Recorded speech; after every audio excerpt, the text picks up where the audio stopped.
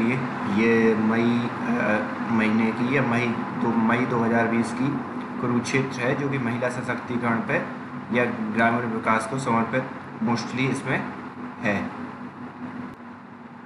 तो इसमें है आत्मनिर्भर और स्वावलंबी बनना कोरोना महामारी से मिला सबसे बड़ा सबक। ये हमारे प्राइम मिनिस्टर नरेंद्र मोदी जी ने कहा। प्रधानमंत्री श्री नरेंद्र मोदी ने 24 अप्रैल 2020 को राष्ट्रीय पंचायती राज दिवस 2020 के अवसर पर वीडियो कॉन्फ्रेंसिंग के माध्यम से देश भर की ग्राम पंचायतों के सरपंचों के साथ संवाद किया। इस दौरान उन्होंने एक एकीकृत ई ग्राम स्वराज पोर्टल एवं मोबाइल ऐप और स्वामित्व योजना का शुभारंभ किया। ई ग्राम स्वराज दरअसल ग्राम पंचायत विकास योजनाओं को तैयार करने और उनके कार्यान्वयन में मदद करता है। इस दौरान उन्होंने एकीकृत ई ग्राम स्वराज पोर्टल एवं मोबाइल ऐप और स्वामित्व योजना का शुभारंभ किया। ई ग्राम स्वराज दरअसल ग्राम पंचायत विकास योजनाओं को तैयार करने और उनके कार्यान्वयन में मदद करता है। यह पोर्टल वास्तविक समय पर निगरानी और जवाबदेही सुनिश्चित करेगा। इतना ही नहीं, यह पोर्टल ग्राम पंचायत स्तर पर डिजिटलीकरण की दिशा में एक बड़ा कदम है। राज्यों में प्रायोगिक तौर पर शुरू की गई स्वामित्व योजना ड्रोन और नवीनतम सर्वेक्षण विधियों का उपयोग करके गांवों में बसी भूमि या आवासों का नक्शा बनाने में मदद करती है। यह योजना सुव्यवस्थित योजना बनाना एवं राजस्व संग्रह सुनिश्चित करेगी और ग्रामीण क्षेत्रों में संपत्ति के अधिकार पर स्पष्टता प्रदान करेगी। इससे संपत्ति के मालिकों द्वारा वित्तीय संस्थानों से ऋण लेने के लिए आवेदन करने के रास्ते खुल जाएंगे। इस योजना के माध्यम से आवंटित मालिकाना प्रमाण पत्र के जरिए संपत्ति से संबंधित विवादों को भी सुलझाया जाएगा।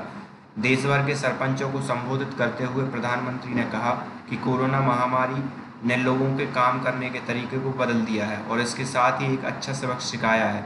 उन्होंने कहा कि महामारी ने हमें सिखाया है कि व्यक्ति को सदैव ही आत्मनिर्भर होना चाहिए। प्रधानमंत्री ने कहा, इस महामारी से हमें ऐसी चुनौतियों और समस्याओं का सामना करना पड़ रहा है जिनकी हमने कभी कल्पना भी नहीं की थी। हालांकि इसने हमें एक मजबूत संदेश के साथ एक बहुत अच्छा सबक भी सिखाया है। इसने हमें सिखाया है कि हमें आत्मनिर्भर और स्वावलंबी बनना होगा। इसने हमें सिखाया है कि समस्याओं के समाधान देश के बाहर नहीं तलाशना चाहिए। यही सबसे बड़ा सबक है जिसे हमने सीखा है। प्रधानमंत्री ने कहा, हर गांव को अपनी मूलभूत आवश्यकताओं की पूर्ति के लिए पर्याप्त रूप से आत्मनिर्भर बनना पड़ेगा। इसी तरह हर जिले को अपने स्तर पर आत्मनिर्भर बनना है, हर राज्य को अपने स्तर पर आत्मनिर्भर बनना है और पूरे देश को अपने स्तर पर आत्मनिर्भर बनना पड़ेगा। श्री नरेंद्र मोदी ने कहा कि सरकार ने गांवों को आत्मनिर्भर बनाने तथा ग्राम पंचायतों को और भी अधिक मजबूत बनाने के लिए कड़ी मेहनत की है। उन्होंने कहा कि पिछले 5 वर्षों में लगभग 1.25 लाख पंचायतों को ब्रॉडबैंड के साथ माध्यम से जोड़ा गया है, जबकि पहले यह संख्या मात्र 100 ही थी। इसी तरह साझा सेवा केंद्रों कॉमन सर्विस सेंटर की संख्या 3 लाख तक का आंकड़ा पार कर गई है। उन्होंने कहा कि जब से भारत में मोबाइल फ़ोन का निर्माण किया जा रहा है, तभी से स्मार्टफोन की कीमतें काफ़ी घट गई हैं और किफ़ायती स्मार्टफोन हर गांव में पहुंच गए हैं। इससे ग्रामीण स्तर पर डिजिटल बुनियादी ढांचा और भी अधिक मजबूत होगा। प्रधानमंत्री ने कहा, पंचायतों की प्रगति से राष्ट्र और लोकतंत्र की तरक्की सुनिश्चित होगी। सरपंचों के साथ संवाद के दौरान प्रधानमंत्री ने अत्यंत सरल शब्दों में सामाजिक दूरी बनाए रखने को परिभाषित करने के लिए दिए गए 2 गज दूरी के मंत्र के लिए गांवों की सराहना की। उन्होंने कहा कि ग्रामीण भारत द्वारा दिया गया 2 गज की दूरी का मंत्र लोगों की बुद्धिमत्ता को अभिव्यक्त करता है। उन्होंने इस मंत्र की सराहना करते हुए कहा कि यह लोगों को सामाजिक दूरी बनाए रखने का अभ्यास करने के लिए प्रेरित करता है।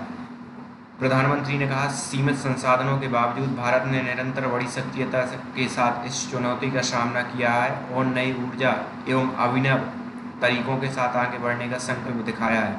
उन्होंने कहा, गांवों की सामूहिक शक्ति देश को आगे बढ़ाने में मदद कर रही है। उन्होंने सरपंचों से कोविड-19 के विभिन्न पहलुओं पर हर परिवार को सही जानकारी देने का आग्रह किया।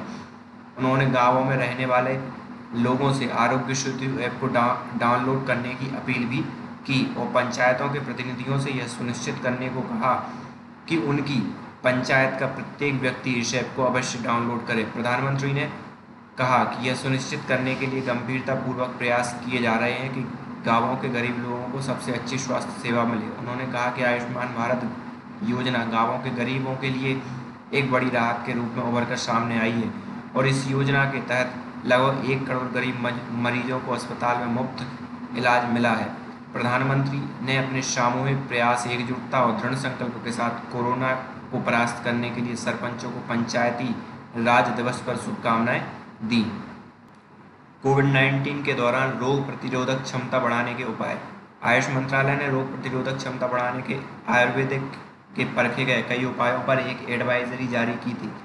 इस मुश्किल घड़ी में उस एडवाइजरी को फिर से दोहराया गया है जिसमें अपनी रोग प्रतिरोधक क्षमता बढ़ाने के एक उपाय के रूप में सभी प्रयासों में मदद की जा सके। 31 मार्च 2020 को जारी की गई एडवाइजरी में निम्नलिखित 5 व्यापक क्षेत्रों को शामिल किया गया है। एडवाइजरी जारी करने की पृष्ठभूमि। कोविड-19 के प्रकोप से दुनिया में पूरी मानव जाति पीड़ित है। ऐसे में शरीर की प्राकृतिक प्रतिरक्षा प्रणाली रोग प्रतिरोधक क्षमता को बेहतर करना, अच्छा स्वास्थ्य बनाए रखने में महत्वपूर्ण भूमिका निभाता है। हम सभी जानते हैं कि रोकथाम इलाज से बेहतर है, चूँकि अब तक कोविड-19 के लिए कोई दवा नहीं है। ऐसे समय में निवारक उपाय करना अच्छा रहेगा जिससे हमारी रोग प्रतिरोधक क्षमता बढ़ेगी। जीवन का विज्ञान होने के नाते आयुर्वेदिक स्वास्थ्य और प्रसन्न रहने के लिए प्रकृति के उपहारों को बढ़ावा देता है। निवारक उपाय संबंधी आयुर्वेदिक का व्यापक ज्ञान दिनचर्या, दैनिक जीवन और ऋतुचर्या स्वस्थ जीवन बनाए रखने के लिए मौसमी व्यवस्था की अवधारणाओं से निकला है। यह मुख्य रूप से पौधे पर आधारित विज्ञान है। अपने बारे में जागरूकता, सादगी और सामंजस्य से व्यक्ति अपनी रोग प्रतिरोधक क्षमता को बनाए रखते हुए उसे और बेहतर कर सकता है। आयुर्वेदिक के शास्त्रों में इस पर काफ़ी जोर दिया गया है। आयुष मंत्रालय श्वसन संबंधी स्वास्थ्य के विशेष संदर्भों के साथ रोग प्रतिरोधक क्षमता बढ़ाने और रोग निवारक स्वास्थ्य उपायों के लिए निम्नलिखित देखभाल के दिशा निर्देशों का सुझाव देता है। ये आयुर्वेदिक साहित्य एवं मनोवैज्ञानिक पत्र पत्रिकाओं पर आधारित है। रोग प्रतिरोधक क्षमता बढ़ाने के सामान्य उपाय। पूरे दिन गर्म पानी पीजिए। आयुष मंत्रालय की सलाह के अनुसार प्रतिदिन कम से कम 30 मिनट योगासन, प्राणायाम और ध्यान का अभ्यास करें। खाना पकाने में हल्दी, जीरा, धनिया और लहसुन जैसे मसालों के इस्तेमाल की सलाह दी जाती है। रोग प्रतिरोधक क्षमता बढ़ाने के आयुर्वेदिक उपाय। रोज सुबह 10 ग्राम 1 चम्मच च्यवनप्राश लें। मधुमेह रोगियों को शुगर फ्री च्यवनप्राश खाना चाहिए। तुलसी, दालचीनी, काली मिर्च, सौंठ और मुनक्का से बना काढ़ा हर्बल टी दिन में 1 या 2 बार पीजिए। अगर आवश्यक हो तो अपने स्वाद के अनुसार गुड़ या ताज़ा नींबू का रस मिलाएं। गोल्डन मिल्क 150 मिलीलीटर गर्म दूध में आधा चम्मच हल्दी पाउडर दिन में 1 या 2 बार लें। सरल आयुर्वेदिक प्रक्रियाएं। नाक का अनुप्रयोग सुबह और शाम। नाक के नथनों में प्रतिमास नाश्य तिल का तेल, नारियल का तेल या घी लगाएं। Oil pulling therapy. 1 चम्मच तिल या नारियल का तेल मुंह में लीजिए। उसे पिए नहीं बल्कि 2-3 मिनट तक मुंह में घुमाएं और फिर थूक दें। उसके बाद गर्म पानी से कुल्ला करें। ऐसा दिन में 1 या 2 बार किया जा सकता है। सूखी खांसी, गले में खराश के दौरान की प्रक्रिया। पुदीने में ताज़े पत्तों या अजवाइन के साथ दिन में 1 बार भाप ली जा सकती है। खांसी या गले में जलन होने पर लौंग पाउडर को गुड़ शहद के साथ मिलाकर दिन में 2 से 3 बार लिया जा सकता है। ये उपाय आमतौर पर सामान्य सूखी खांसी और गले में के खराश को ठीक करते हैं। हालांकि अगर ये लक्षण बरकरार रहते हैं तो डॉक्टर से परामर्श लेना बेहतर होगा। संपादकीय। नारी सशक्तिकरण के बिना मानवता का विकास अधूरा है। वैसे अब ये मुद्दा महिला विकास का नहीं रह गया बल्कि महिला के नेतृत्व वाले विकास का है। प्रधानमंत्री श्री नरेंद्र मोदी जी का यह कथन भारतीय महिलाओं, विशेष तौर से ग्रामीण महिलाओं के संदर्भ में बेहद सटीक है, क्योंकि जब तक महिलाएं नेतृत्व के लिए आगे नहीं आएंगी तब तक उनका सामाजिक और आर्थिक विकास नहीं हो सकता। महिलाओं को खुद से जुड़े फैसले लेने की स्वतंत्रता होनी चाहिए।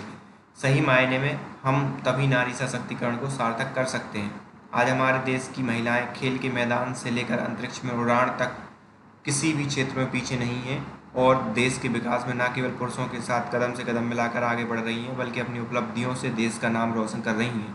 लेकिन ये तस्वीर का केवल एक पहलू है। भारत के अधिकतर गांवों में अभी भी महिलाएं सामाजिक और आर्थिक रूप से स्वतंत्र नहीं हैं और घर की 4 दीवारी में रहने को मजबूर हैं। हमें समाज में ही नहीं बल्कि परिवार के भीतर भी महिलाओं और पुरुषों के बीच भेदभाव को रोकना होगा।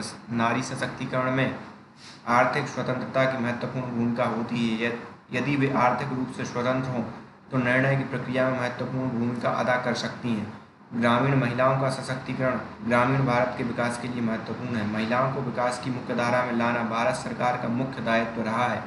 इसलिए गरीबी उन्मूलन कार्यक्रमों में महिलाओं के योगदान का भी प्रावधान किया गया है। महिला सशक्तिकरण कार्यक्रमों के माध्यम से महिलाओं को जहाँ भी वित्तीय स्वास्थ्य स्वतंत्रता प्राप्त होती हुई है, वे सामाजिक अन्याय के खिलाफ भी खड़ी हुई हैं। इन महिलाओं ने सकारात्मक परिवर्तन का सूत्रधार बनते हुए अन्य महिलाओं को भी शिक्षित व सशक्त बनाकर उनको अपनी आवाज़ तथा पहचान दिलाने में पुरजोर मेहनत की है। देश का समग्र विकास महिलाओं को अनदेखा करके नहीं किया जा सकता। इसलिए पंचायती राज व्यवस्था को सुदृढ़ करने तथा पंचायतों में महिलाओं की 1/3 भागीदारी सुनिश्चित करने के उद्देश्य से 1992 में 73वां संवैधानिक संशोधन अधिनियम पारित किया गया। इस व्यवस्था के पश्चात देश भर में लाखों महिलाएं पंचायतों के नेतृत्व हेतु मैदान में आईं। महिलाओं के अस्तित्व और अधिकार को स्वीकार किया गया। संविधान का यह प्रावधान महिलाओं की छिपी शक्ति को उजागर करने का सार्थक कदम था। आज ग्राम पंचायत से जिला स्तर की संस्थाओं में महिलाएं निर्वाचित होकर ग्रामीण विकास में महत्वपूर्ण भूमिका निभा रही हैं। कई राज्यों ने तो महिलाओं के लिए 50% सीटें आरक्षित कर दी हैं। यद्यपि महिलाओं के लिए यह नया क्षेत्र है, परंतु उसका मुकाबला करते हुए महिलाओं ने अशिक्षित होने के बाद भी अपने आप को ज़्यादा संवेदनशील और बेहतर प्रशासक सिद्ध कर दिया है। ऐसे प्रत्यक्ष प्रमाण है कि जब भी महिलाओं को आगे आने का अवसर मिला, उन्होंने इसका पूरा उपयोग किया है। आशा, आंगनबाड़ी और एएनएम कार्यकर्ता इसकी प्रत्यक्ष उदाहरण है। पिछले कुछ समय से देश के कुछ हिस्सों में ग्रामीण महिलाओं ने अभूतपूर्व जागृति का परिचय दिया है। देश के कुछ भागों में चुनी हुई महिलाओं ने सामाजिक बुराइयों तथा अन्याय के प्रति संघर्ष का बिगुल बजाकर उन पर काबू पाने में आशातीत सफलताएं अर्जित कर अनुकरणीय उदाहरण प्रस्तुत किए हैं। इस अंक में हमने चुनिंदा महिलाओं की सफलताओं का जिक्र किया है। प्रत्येक महिला में उद्यमिता के गुण और मूल्य होते हैं। यदि वे आर्थिक रूप से स्वतंत्र हों तो निर्णय प्रक्रिया में बड़ी भूमिका अदा कर सकती हैं। देश में दीनदयाल अंत्योदय योजना, राष्ट्रीय ग्रामीण आजीविका मिशन के तहत महिलाएं स्वयं सहायता समूह की विशाल श्रृंखला इस कथ्य को सत्य साबित करने के लिए पर्याप्त हैं। आज देश में 7 करोड़ से अधिक महिलाएं करीब 70 लाख स्वयं सहायता समूह के माध्यम से जुड़ी हुई हैं और देश की अर्थव्यवस्था में महत्वपूर्ण योगदान कर रही हैं। बेटी बचाओ बेटी पढ़ाओ आंदोलन तेज गति से आगे बढ़ रहा है। आज यह सिर्फ सरकारी कार्यक्रम नहीं रहा, यह एक सामाजिक संवेदना और लोक शिक्षा का अभियान बन गया है। आज यह जरूरी है कि महिलाएं स्वयं को और अपनी शक्तियों को समझें, और ऐसा तभी संभव है जब महिलाएं शिक्षित और आत्मनिर्भर हों। संक्षेप में, निसंदेह सहजता से हर एक दिन भिन्न भिन्न भूमिकाएं जीते हुए महिलाएं किसी भी समाज का स्तंभ है। हमारे आसपास महिलाएं सहृदय बेटियां, संवेदनशील माताएं, सक्षम सहयोगी और अन्य कई भूमिकाओं को बड़ी कुशलता व सौम्यता से निभा रही हैं। इसके बावजूद उन्हें वो सम्मान नहीं मिला जिसकी वो हकदार हैं।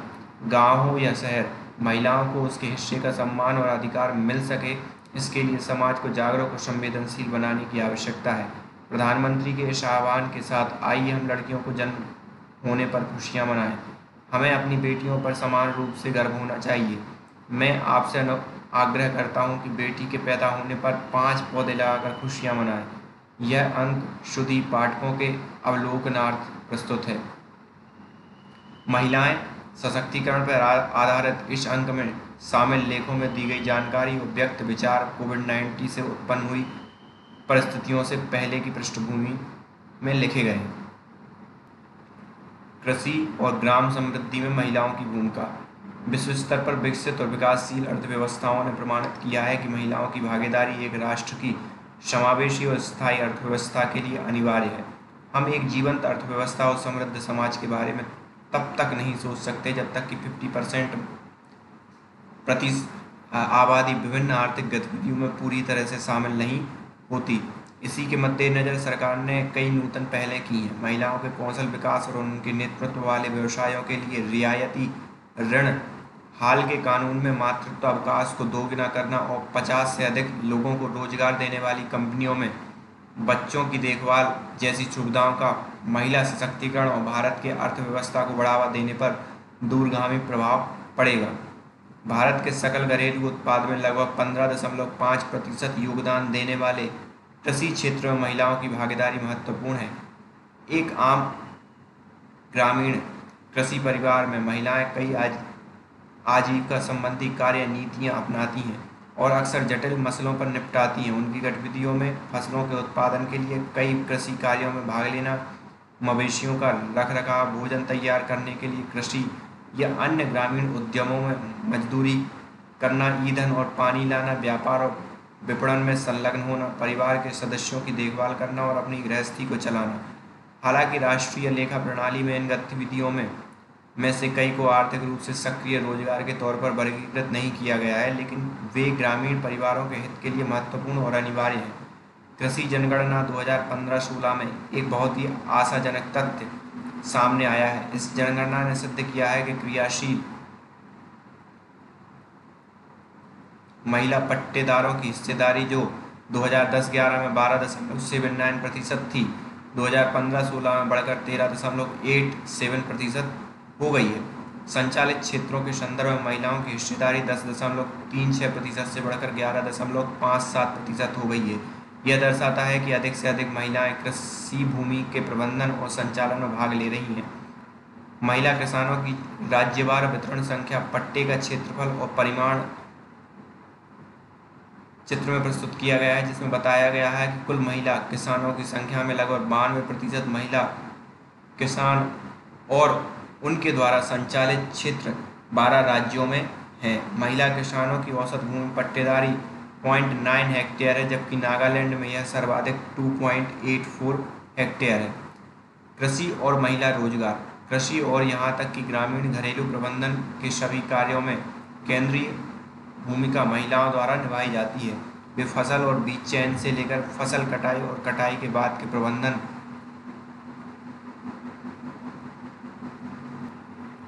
विपणन और प्रसंस्करण तक कृषि के सभी क्षेत्रों में शामिल हैं। अनुमान के मुताबिक कृषि क्षेत्र में आर्थिक रूप से सक्रिय सभी महिलाओं का लगभग 4/5वां भाग संलग्न है। महिलाओं को डेयरी और पशुपालन के क्षेत्रों में भी स्पष्ट बढ़त हासिल है। डेयरी में 7.5 करोड़ के करीब, पशुपालन में 2 करोड़ महिलाएं संलग्न हैं, जबकि 1.5 करोड़ पुरुष डेयरी में और करीब इतने ही पशुपालन में संलग्न हैं।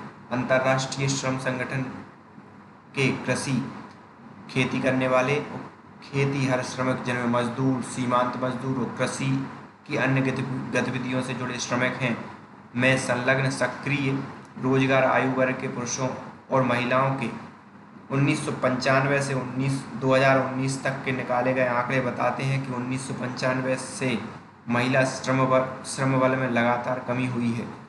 फिर भी कृषि में संलग्न महिलाओं का प्रतिशत 2019 में 54.6% है, जबकि पुरुषों का 39.5% है। यह स्पष्ट है कि महिला श्रमिकों और महिला किसानों का योगदान कृषि और उससे संबद्ध गतिविधियों में पुरुषों की तुलना में बहुत अधिक है। बेहतर शिक्षा, वैकल्पिक रोजगार अवसरों तथा अधिकारों और संसाधनों तक पहुंच आदि के माध्यम से महिलाओं के सशक्तिकरण के कारण कृषि क्षेत्र से महिला श्रमबल का घटना एक स्वागत योग्य कदम है। हमारे जैसे विकासशील देश में जहां शहरीकरण, सामाजिक विकास, स्वास्थ्य बन रहा है, महिलाओं का बड़ी संख्या में कृषि क्षेत्र निकलकर सेवाओं और औद्योगिक क्षेत्र से जुड़ने की जरूरत है। पुरुषों की भागीदारी को देखा जाए तो पता चलता है कि महिलाओं की तुलना में उनमें यह अपेक्षाकृत कम है। महिलाओं का कृषि विकास और ग्राम समृद्धि में महत्वपूर्ण योगदान रहा है। ग्रामीण महिलाएं न केवल फसल नियोजन और खेती में महत्वपूर्ण भूमिका निभाती हैं, बल्कि बागवानी, प्राथमिक खाद्य प्रसंस्करण, पशुधन पालन, मत्स्य पालन और कुटीर उद्योगों जैसी उन्नत मूल्य गतिविधियों में भी उनकी सार्थक भूमिका सर्वविदित है। यद्यपि ग्रामीण श्रमबल में महिलाओं का प्रमुख योगदान रहा है, लेकिन वे मजदूरी, भूमि अधिकारों और समूह गतिविधियों में प्रतिनिधित्व से वंचित और अधिकारहीन हैं। महिलाओं के पास उत्पादक संसाधनों तक बहुत सीमित पहुंच है, जिसके परिणामस्वरूप उनकी उत्पादकता सीमित है। महिलाएं श्रम बल की जरूरतों और आकांक्षाओं को विगत में चलाए जा रहे ग्रामीण विकास के कार्यक्रमों में सही प्राथमिकता नहीं मिली। ग्रामीण महिलाओं का वित्तीय समावेश, शहरी समूहों को विकसित करने और ग्रामीण भारत में शहरी सुविधाओं के सृजन के लिए किए जा रहे विभिन्न प्रयासों के बावजूद भारत एक कृषि अर्थव्यवस्था बना हुआ है। नाबार्ड के अखिल भारतीय ग्रामीण वित्तीय समावेशन सर्वेक्षण NAFIS 2016-17 ने संकेत दिया है कि ग्रामीण आय की संरचना में तेजी से बदलाव आ रहा है। जो कृषि ग्रामीण परिवारों के लिए कुछ साल पहले आय का एक बड़ा स्रोत हुआ करती थी, आज उसका स्थान कृषक और गैर कृषक दोनों घरों में परिवारों की कमाई के मामले में मजदूरी, जिसमें श्रम मजदूरी शामिल है, ने ले लिया है। हालांकि कृषि अभी भी ग्रामीण क्षेत्रों में गरीबों का मुख्य व्यवसाय होने के कारण आज भी विकास और गरीबी हटाने का साधन है। नाबार्ड के अनुमान के अनुसार सर्वेक्षण में भाग लेने वाली 60% के लगभग महिला सदस्य घरेलू कार्य कर रही थीं और किसी भी आर्थिक गतिविधियों में संलग्न नहीं थीं। मजदूरी, वेतनभोगी और अन्य श्रम साध्य गतिविधियों में महिलाओं की भागीदारी बेहद कम थी। प्रमुख आर्थिक गतिविधियों में पुरुषों का प्रभुत्व देखा गया है, जिसका प्रमाण ग्रामीण भारत में आय सृजन की मुख्य गतिविधियों में पुरुषों के उच्च अनुपात से स्पष्ट था। नाबार्ड के सर्वेक्षण में ग्रामीण क्षेत्रों में रोजगार में संलग्नता और गतिविधियों में भारी लिंग अंतर का संकेत मिला।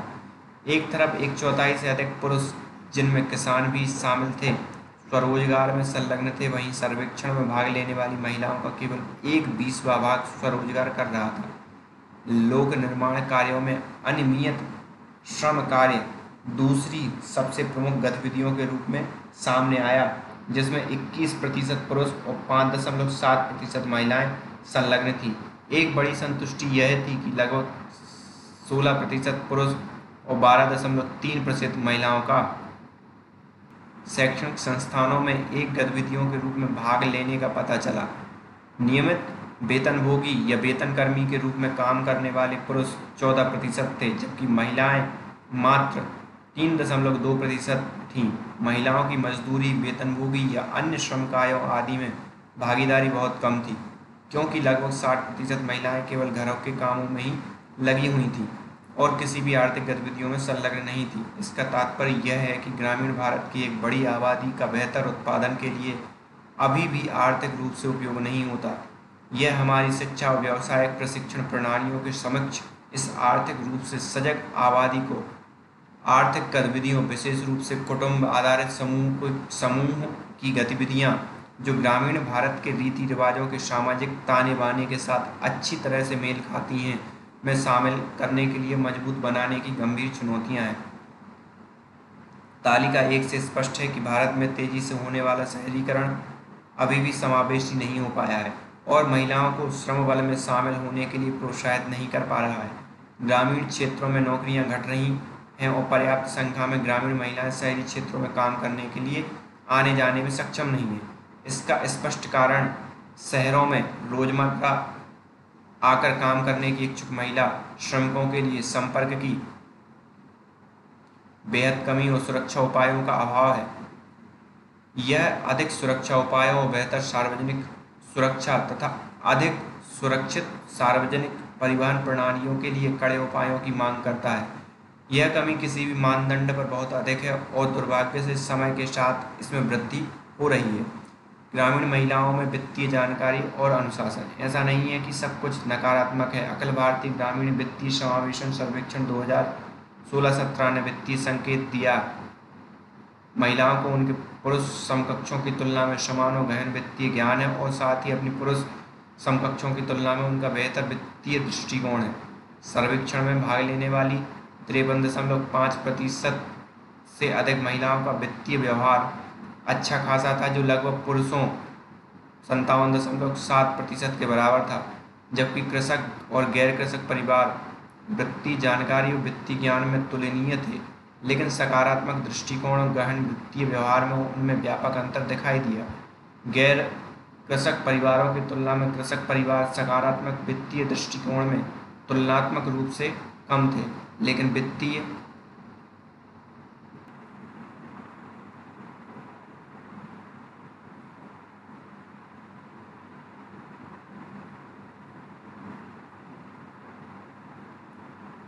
व्यवहार में उनसे बेहतर थे। इन आंकड़ों का आशय है कि अवसर मिलने पर महिलाओं को उनके पुरुष सहयोगियों के समान आर्थिक रूप से उत्पादक बनाया जा सकता है। ग्रामीण महिलाओं को जुटाना।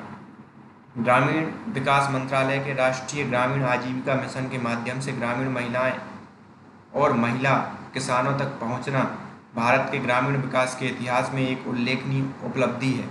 दिसंबर 2019 तक मिशन के तहत स्वयं सहायता समूहों में जुटाई गई कुल ग्रामीण महिलाओं की संख्या 6.47 करोड़ थी।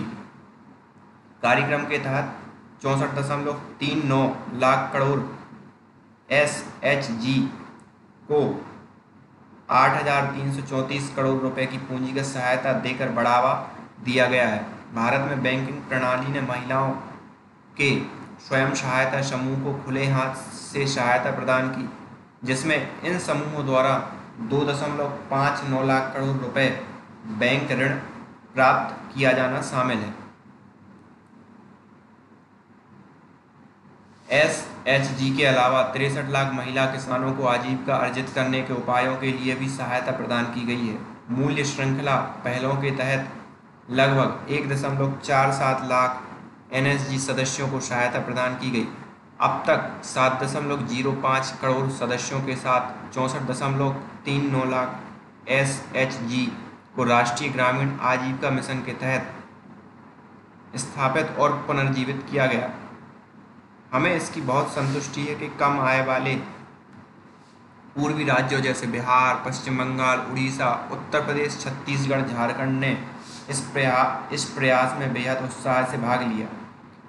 एक अन्य प्रमुख ग्रामीण रोजगार कार्यक्रम मनरेगा के तहत महिला श्रमिकों को अधिक से अधिक रोजगार प्रदान करके इस आंदोलन को जारी रखने की आवश्यकता है। वित्तीय संस्थानों की भूमिका। आज जब NRLM के तहत ग्रामीण भारत के SHG आंदोलन सही दिशा में अग्रसर है, बैंकिंग और अन्य वित्तीय संस्थानों को ऐसे SHG के वित्तीय सशक्तिकरण के लिए सक्रिय पहुंच बनाने की आवश्यकता है। चित्र 6 में प्रस्तुत NRLM के तहत SHG के बैंकों को संयोजन के आंकड़े से पता चला कि अखिल भारतीय आधार पर केवल 77.3% SHG बैंकों के साथ जुड़े हैं। कुछ पूर्वी राज्यों जैसे बिहार 37.8%, झारखंड 47.2%, उत्तर प्रदेश 72.7% और छत्तीसगढ़ 77.2% में यह संख्या हतोत्साहित करती है। यह संख्या सबसे कम राजस्थान 18.8% में है। कार्यशील पूंजी और SHG के अन्य संसाधनों के लिए ऋण प्रवाह को बढ़ाने की आवश्यकता है, जिससे वे ग्रामीण भारत की समृद्धि में भाग लेने के लिए अधिक जीवंत बने।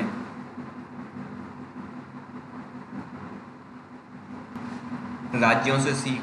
शहरी और ग्रामीण कार्यबल में महिलाओं की भागीदारी के अनुमान और तथ्य इस बात पर बल देते हैं कि इसे शिक्षा, कौशल, कनेक्टिविटी, सुरक्षा और सामाजिक विकास के मोर्चे पर समग्र रूप से संचालित किया जाना चाहिए।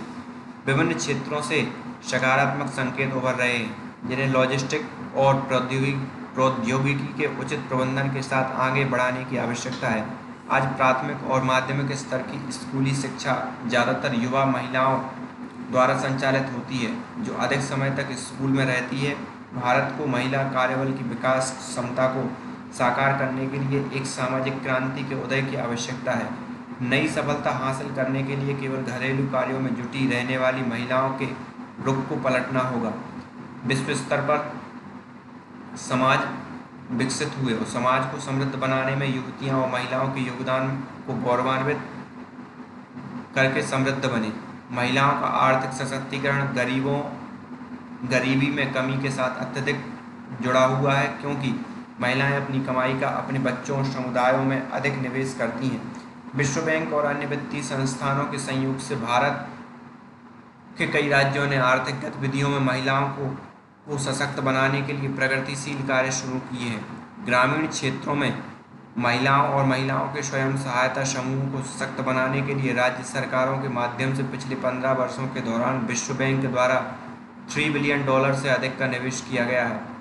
इसने 4.5 करोड़ से अधिक गरीब ग्रामीण महिलाओं को कौशल बाजारों और व्यवसाय विकास सेवाओं तक पहुंचने का अवसर प्रदान किया है, जिनमें से कुछ सफल उद्यमी और दूसरों के लिए प्रेरणा का स्रोत बनी।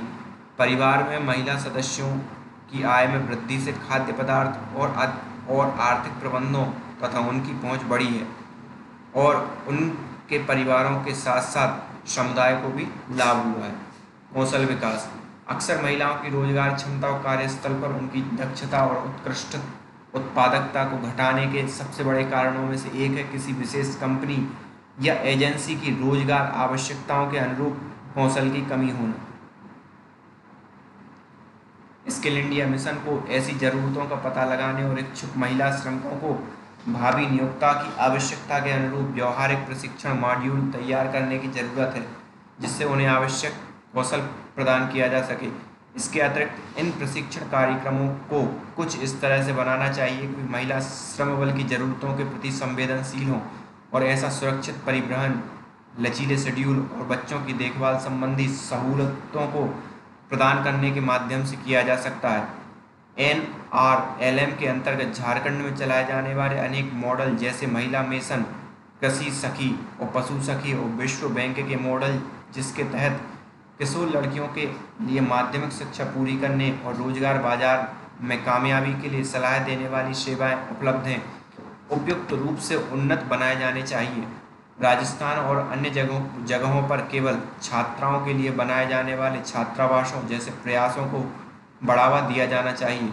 सामाजिक और व्यवहार परिवर्तन जब तक समाज के अन्य 50% साझेदारों में सामाजिक और व्यवहारिक बदलावों का असर नहीं होता, तब तक विकास से जुड़ी परियोजना अपने उद्देश्यों में सफल नहीं होती।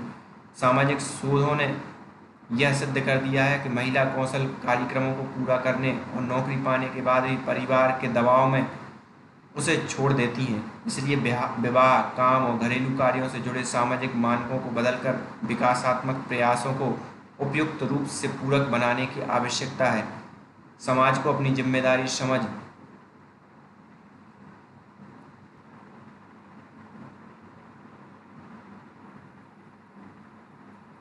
कर पुरुषों का लालन पालन करना चाहिए, जिससे भी युवतियों और महिलाओं का सम्मान करना सीखें। परोपकार का आरंभ घर से ही होता है, इसलिए परिवार के रूप में हमें सुनिश्चित करने की जरूरत है कि हमारी लड़कियां भावी पेशेवरों की तरह सक्षम बने। आवागमन में आराम और यात्रा करते समय सुरक्षा ग्रामीण क्षेत्रों में महिला श्रम बल के सशक्तिकरण में मील का पत्थर सिद्ध होगा। सरकार को स्टेशनों और वहां से उनके बहुधा दूर बसे घरों के बीच बेहतर कनेक्टिविटी प्रदान करने के लिए कदम उठाने की आवश्यकता है। तमिलनाडु में सुरक्षित कामकाजी वातावरण महिलाओं को अपने गांव और घरों से दूर परिधान निर्माण क्षेत्रों में काम करने के लिए प्रोत्साहित करने में सक्षम सिद्ध हुआ है। लड़कियां अपने निर्धन परिवारों के लिए आजीविका अर्जित करने वाली बन गई हैं और परिवार के अन्य सदस्यों को शिक्षा प्राप्त करने आदि में आर्थिक रूप से सहयोग कर रही हैं। ठहरने के लिए सुरक्षित छात्रावास की सुविधा ने उनके माता पिता को उन्हें घर से दूर रहने और काम करने की अनुमति प्रदान करने की हिम्मत दी है। निष्कर्ष, कौशल विकास के लिए सरकार की कई नूतन पहलें महिलाओं के नेतृत्व वाले व्यवसायों के लिए रियायती ऋण और हाल के कानून में मातृत्व अवकाश को दोगुना करना और 50 से अधिक लोगों को रोजगार देने वाली कंपनियों में बच्चों की देखभाल जैसी सुविधाओं का महिला सशक्तिकरण और भारत की अर्थव्यवस्था को बढ़ावा देने पर दूरगामी प्रभाव पड़ेगा। भारत में कुल कार्यबल में महिलाओं की संख्या कम है, क्योंकि केवल 27% वयस्क भारतीय महिलाओं को 2012 में नौकरी मिली थी। और अधिक गंभीर बात तो यह है कि लगभग 2 करोड़ महिलाएं 2005 और 2012 के दौरान कार्यबल से वापस लौट गई थीं। जहां तक महिला श्रम बल में भारत की भागीदारी का संबंध है, एक वैश्विक परिदृश्य में भारत 131 देशों में से 120वें स्थान पर है। भारत में लिंग आधारित हिंसा की स्थिति बिगड़ती जा रही है, जो इस दशा को और विकट बना रही है। तमाम बाधाओं के बावजूद भारत ने 1991 के सुधारों के बाद एक प्रभावशाली यात्रा शुरू की है। 1994 से 2012 की अवधि के दौरान लगभग 13.3 करोड़ लोग गरीबी रेखा से बाहर निकले हैं। समन्वयित ठोस प्रयासों में ऐसा संभव हो सका, लेकिन अभी तक यात्रा पूरी नहीं हुई है। ग्रामीण भारत के गौरवशाली परिवर्तन और आर्थिक सशक्तिकरण की इस यात्रा में महिला कार्यबल की अधिक भागीदारी के कारण यह उपलब्धियां और अधिक आशाजनक और प्रभावशाली हो सकती हैं। विश्व स्तर पर विकसित और विकासशील अर्थव्यवस्थाओं ने प्रमाणित किया है कि महिलाओं की भागीदारी एक राष्ट्र की समावेशी और स्थायी अर्थव्यवस्था के लिए अनिवार्य है। हम एक जीवंत अर्थव्यवस्था और समृद्ध समाज के बारे में तब तक नहीं सोच सकते जब तक कि 50% आबादी विभिन्न आर्थिक गतिविधियों में पूरी तरह से शामिल नहीं होती है। भारत विश्व की 5वीं सबसे बड़ी अर्थव्यवस्था है। हालांकि चीन की तुलना में, जहां भारतीय महिलाएं आर्थिक गतिविधियों और विकास में लगभग 40% योगदान देती हैं, वहीं भारतीय महिलाओं का योगदान लगभग 17 से 18% है, जो कि वैश्विक औसत के आधे से भी कम है। अनुमानों से पता चलता है कि देश के कार्यबल में 50% महिलाओं को शामिल करके भारत में सकल घरेलू उत्पाद में वृद्धि को 1.5% अंक तक बढ़ाया जा सकता है।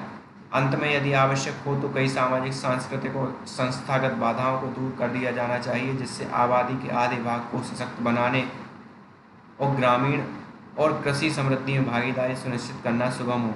यह पुराने ढंग से कानून और नीतियों को पुनः जांचने और उन्हें सुधारने का उपयुक्त समय है, जो श्रम बाजार में प्रवेश करने या पैर जमाने वाली महिलाओं को हतोत्साहित करते हैं।